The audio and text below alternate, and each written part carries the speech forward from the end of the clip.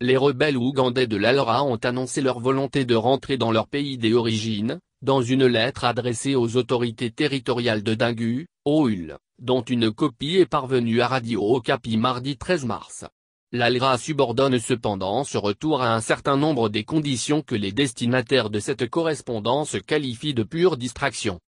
Cette lettre de l'ALRA rédigée en anglais le 3 mars est parvenue aux autorités de Dingu par le biais d'un commerçant ambulant. Elle a fait l'objet d'une rencontre du comité territorial de sécurité élargi samedi dernier.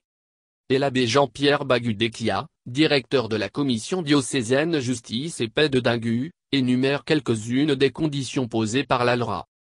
1. S'ils apparaissent dans un village et s'ils coupent aussi les routes, que la population ne panique pas. 2. Que les gens s'adonnent à la pêche et à la chasse sans crainte. Ceux qui font la chasse, qu'ils n'osent pas tirer sur eux, les éléments LRA. 3. Une mise en garde sévère contre toute attaque venant de nos forces de sécurité. En représailles, ils vont décimer ces villages dans lesquels on les a attaqués. 4. Que la population civile qui voyage ne soit pas accompagnée de militaires armés.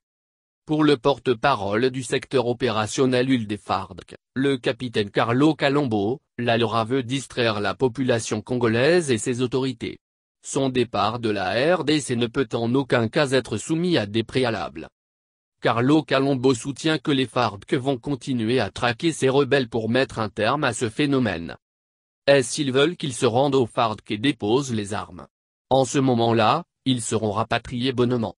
Mais avec l'esprit de leur lettre là en tout cas c'est une distraction. Pour nous, la lutte continue jusqu'à ce qu'ils vont déposer les armes et regagner leur pays dans le calme, a déclaré l'officier militaire. La société civile locale, de son côté, invite la population à ne pas se fier à cette lettre et à collaborer étroitement avec les FARDC.